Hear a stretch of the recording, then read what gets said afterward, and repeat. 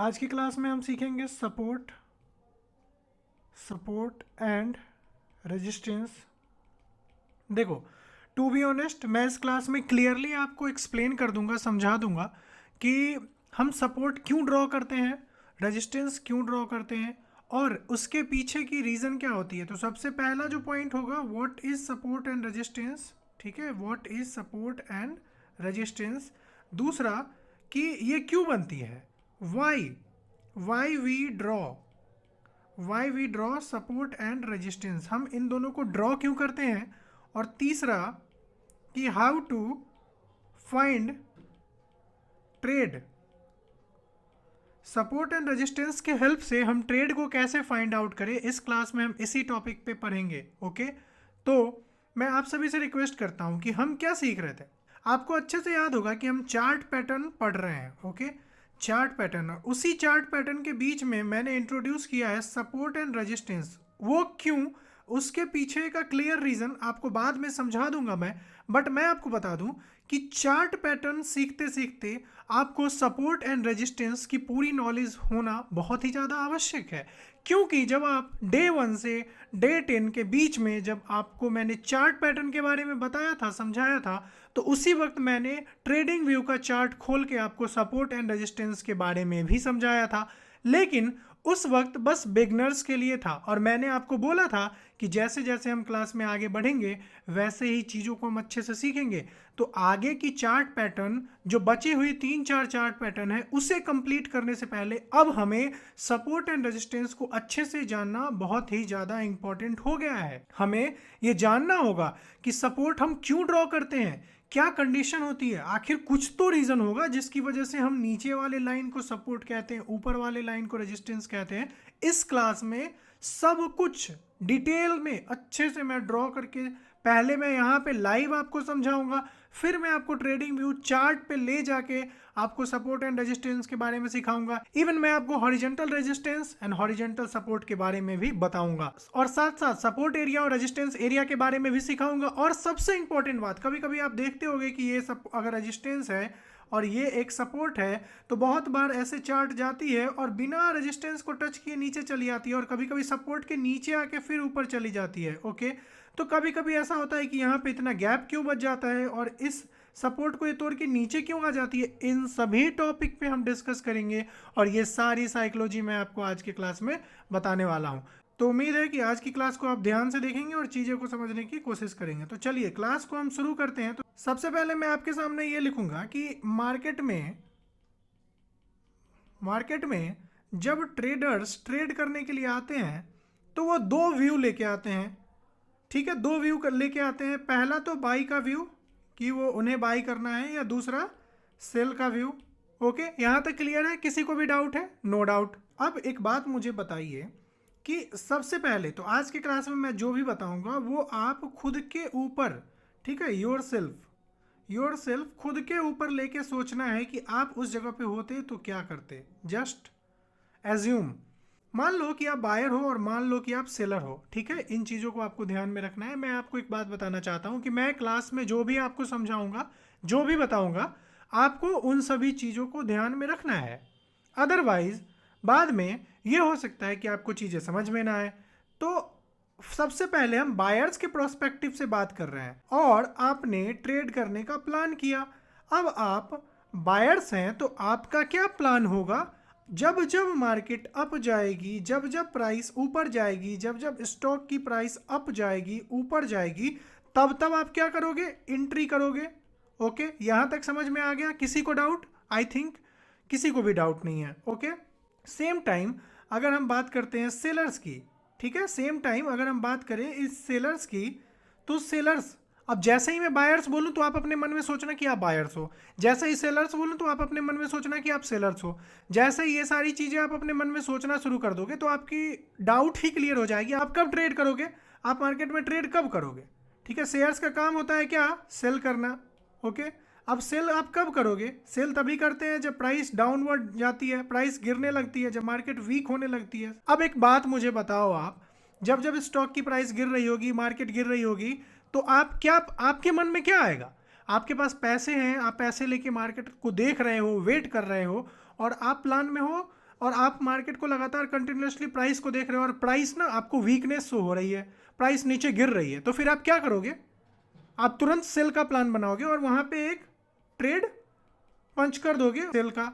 यहाँ तक किसी को कोई भी डाउट? आई डोंट थिंक कि किसी को कोई भी डाउट आई होगी। तो अगर आप बायर्स हो, ठीक है, आपको पहली बात, आप एक ट्रेडर हो, सबसे बड़ी बात कि आप एक ट्रेडर हो और आप चार्ट पे प्राइस को देख रहे हो, प्राइस मूव हो रहा है, ठीक है। यहाँ पे मैं फिर से आपको समझाना चाहूँगा कि ये क्या है, चार्ट है, ठीक है, ये एक चार्ट है, मैंने चार्ट बना दिया और इस चार्ट पे आप देखो कि क्या हो रही है, प्राइस अप साइड जा रही है, अप साइड जा रही है, अप साइड जा रही है, अप साइड जा रही है। आपका क्या प्लान हो गया? आपके पास पैसे हैं तो आप तुरंत प्लान करोगे कि अरे वाह, मैं यहाँ पे बाई कर लेता हूँ क्योंकि प्राइस तो अप जा रही है, ऊपर जा रही है, ठीक है। अगर मान लो कि प्राइस ऊपर ना जाके नीचे जा रही होती तब क्या करते आप?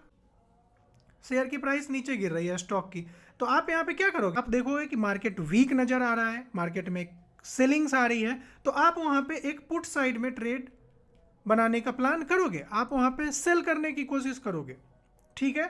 तो यहाँ तक तो क्लियर हो गया। अब मैं आपको बताता हूँ कि अब मेरी बातों को ज़रा ध्यान से सुनिएगा। क्या होता है एक्चुअली,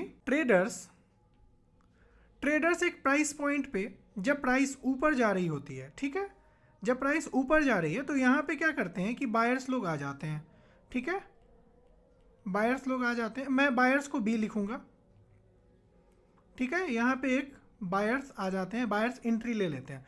लेकिन जैसे ही बायर्स ने, चलिए अब हम आपको कुछ बताते हैं, प्राइस ऊपर जा रही होती है, ठीक है, तो प्राइस को ऊपर जाते हुए देख के बायर्स ने क्या किया, यहाँ पे एंट्री बना लिया अपना, बायर्स ने यहाँ पे एंट्री ले लिया।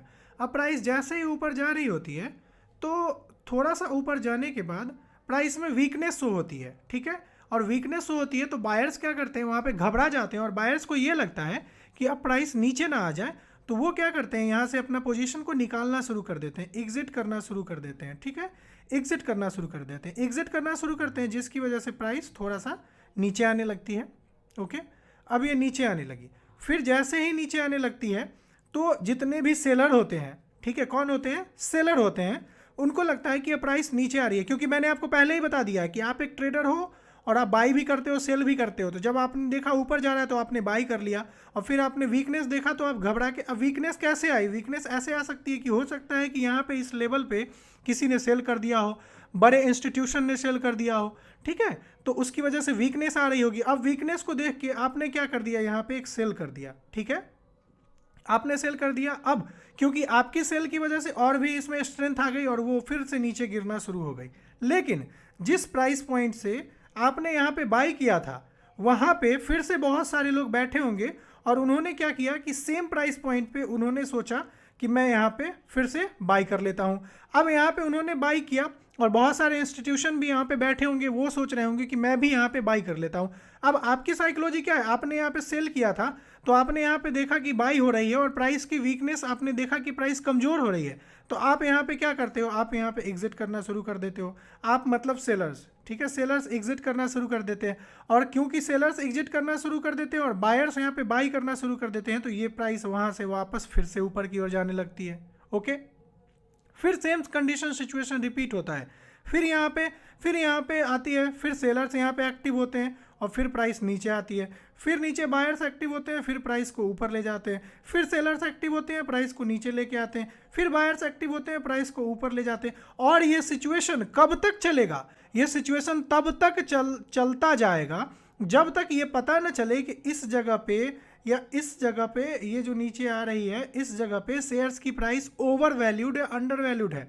ये साइकिल, ये प्रोसेस लगातार चलती रहेगी और ये कब तक चलती रहेगी, जब तक कि इस एरिया में यहाँ पे सेलर्स को कॉन्फिडेंस नहीं हो जाता है कि इस जगह पे प्राइस क्या है, ओवर वैल्यूड है, ठीक है, ओवर वैल्यूड है। और जब उनको लगेगा कि प्राइस ओवर वैल्यूड है और वो कॉन्फिडेंस हो जाएंगे तो वो हैवी अमाउंट में सेलिंग करेंगे, जिसकी वजह से यहाँ से क्या होता है, इस लाइन को जो लगातार आप ये देखते आ रहे हो ना, इस बार बार इस लाइन से वापस ये ऊपर जा रही है, यहाँ से बाई हो जा रहा है, इस लाइन से बाई हो जा रहा है, इस लाइन से बाई हो जा रहा है, लेकिन यहाँ से बाई नहीं हुआ, यहाँ से वापस ये गिरना शुरू हो गई और नीचे तक गिरती आई। क्यों, उसके पीछे रीज़न क्या था, सेलर्स ने क्या कर दिया, हैवी क्वांटिटी में सेल कर दिया। क्यों?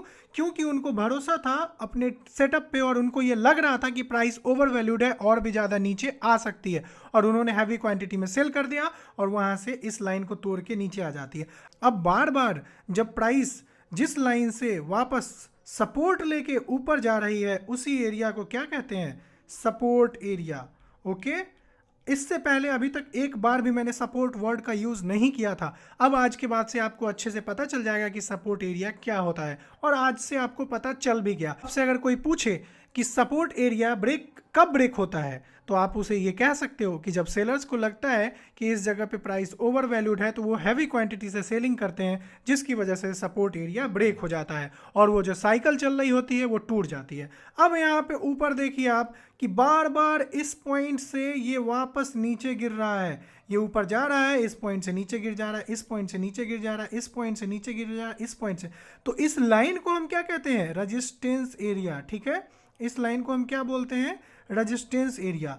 तो जिस एरिया से बार बार मार्केट जाके नीचे गिरे उसे हम क्या बोलते हैं, रेजिस्टेंस एरिया। अब हो सकता है कि रेजिस्टेंस एरिया को यहाँ पे ये क्या करे, तोड़े ही ना और यहाँ से ऊपर चला जाए। तो यहाँ पे क्यों ये ऊपर जाएगा, बड़ा सिंपल सा आंसर है। थोड़ा सा आप वीडियो पॉज करके दिमाग लगाइए, क्योंकि आपको नीचे के बारे में पता चल गया सपोर्ट कब टूटता है, तो रेजिस्टेंस कब टूटेगा। सिंपल सी बात है, जब बायर्स को फील होगा कि ये अंडर वैल्यूड है, मतलब प्राइस सस्ता है और उन्हें ये लगेगा कि ये ऊपर जाएगी और वो कॉन्फिडेंट हो जाएंगे, तो हैवी अमाउंट में यहाँ पे बाई कर लेंगे। सस्ता में हम सब बाई करना चाहते हैं और बायर को लगेगा कि ये अंडर वैल्यूड है, सस्ता है, तो वो हैवी अमाउंट में बाई करेंगे, जिसकी वजह से ये रेजिस्टेंस एरिया टूट जाती है, रेजिस्टेंस लाइन टूट जाती है और ये यहाँ से ब्रेकआउट कर जाती है और ऊपर की ओर चली जाती है। होप सो आपको सपोर्ट एंड रेजिस्टेंस की कहानी समझ में आई होगी। अभी इतना पे ही मैं रुकने वाला नहीं, अभी आपको बहुत सारी चीज़ें भी बताऊंगा।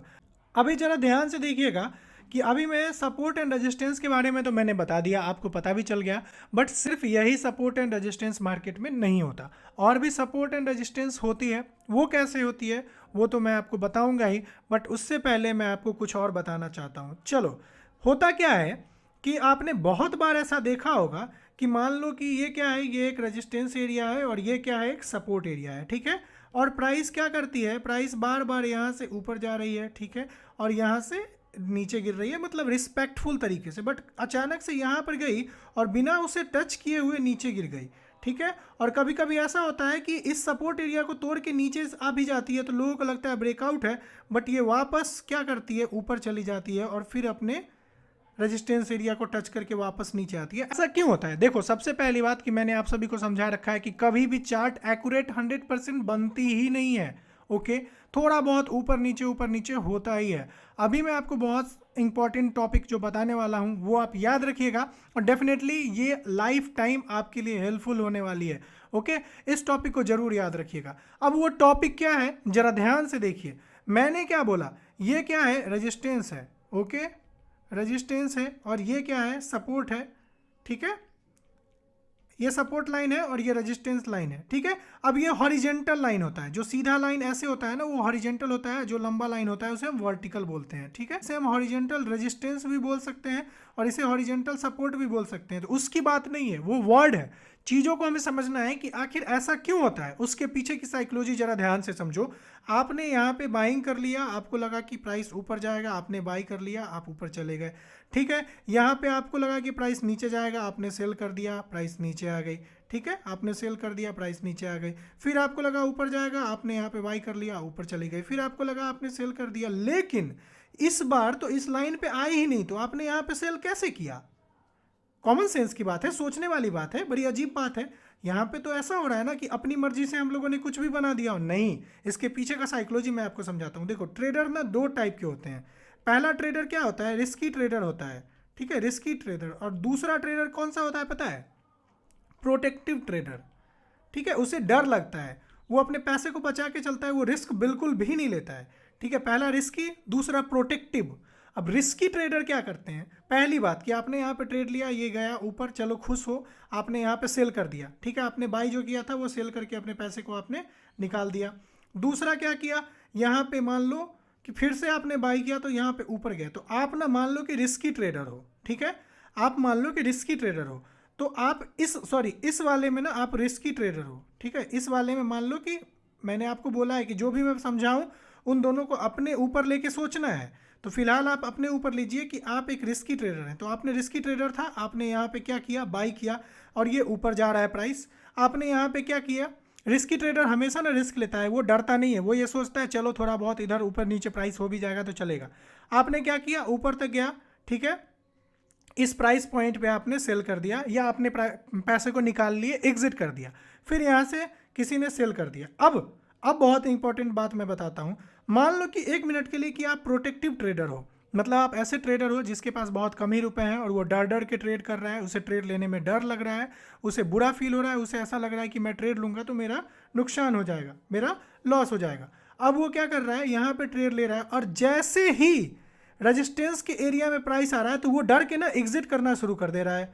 अब देखो, जैसे ही ट्रेडर रेजिस्टेंस एरिया में जाने से पहले प्रोटेक्टिव ट्रेडर्स जो होते हैं, जो डरने वाले ट्रेडर, ठीक है, या डरने वाले वर्ड यूज करना सही नहीं होगा तो सिंपल सा वर्ड प्रोटेक्टिव ही रखते हैं, जो अपने पैसे को बचाने वाले या बहुत डिसिप्लिन ट्रेडर, वो ना डर डर के पहले ही पैसा निकालना शुरू कर देते हैं, मतलब पहले ही अपने पोजीशन को एग्जिट करना शुरू कर देते हैं, जिसकी वजह से प्राइस रेजिस्टेंस लाइन को टच नहीं कर पाती है, ठीक है, जिसकी वजह से प्राइस रेजिस्टेंस लाइन को टच नहीं कर पाती है। अब क्या होता है, अब बहुत बार ऐसा भी होता है कि ये प्राइस नीचे आ जाती है, ठीक है, यहाँ नीचे आ जाती है और हो सकता है कि ये प्राइस यहीं पे ऊपर तक चली जाए, ठीक है। मैं इसको अगर मिटा के यहाँ आपके लिए, अरे यार कोई फ़ायदा नहीं है, ठीक है, अच्छे से मिटा रहा हूँ, रुको।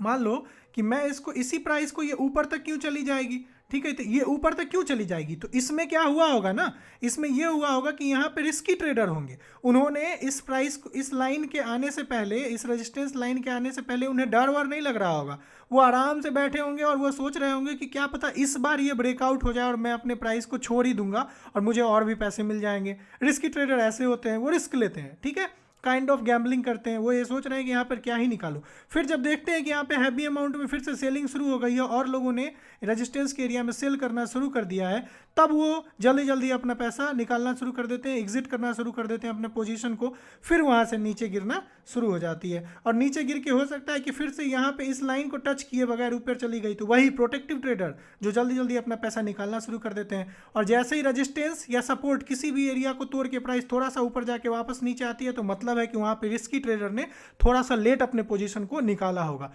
उम्मीद है कि ये सारी चीज़ें आपको समझ में आई होगी। अब जरा ध्यान से देखिएगा, जो भी चीज़ मैंने आपको समझाई उसे मैं यहाँ पे समझाना चाहता हूँ, ठीक है। अब जरा ध्यान से देखिएगा, जो भी चीज़ मैंने आपको समझाया है वो मैं यहाँ पे आपको समझाना चाहता हूँ, ठीक है। अब ध्यान से देखिए कि ये प्राइस यहाँ से ऊपर गई, यहाँ से नीचे आई, ये प्राइस यहाँ से ना थोड़ी सी ऊपर चली गई, ठीक है, और यहाँ से नीचे आ गई, ये प्राइस फिर से यहाँ पे ठीक चली है, फिर यहाँ पे थोड़ा सा बिना टच किए हुए फिर यहाँ पे आ गई, ठीक है, और फिर यहाँ से नीचे चली गई।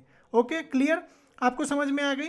अब क्या होता है, ध्यान दो, ये क्या करते हैं ना, जिस एरिया में, इसीलिए कभी भी सपोर्ट और रेजिस्टेंस लाइन सिंगल नहीं बनाना है, सपोर्ट और रेजिस्टेंस लाइन आपको कभी भी चार्ट में सिंगल खींचना ही नहीं है, याद रखना। अब क्या करेंगे, दूसरा हॉरिजॉन्टल लाइन हम ड्रॉ करके और जिस एरिया पे रिस्की ट्रेडर की वजह से थोड़ा सा प्राइस ऊपर गया था वहाँ पे भी एक लाइन लेंगे और सपोर्ट एरिया में जहाँ से डर के ट्रेडर ने, प्रोटेक्टिव ट्रेडर ने यहाँ पे एग्जिट ले लिया था, उस एरिया पे भी करेंगे।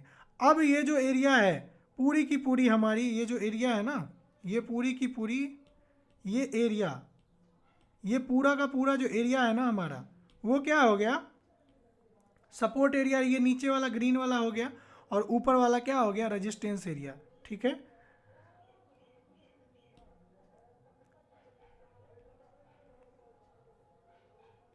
ऊपर वाला क्या हो गया, रेजिस्टेंस एरिया,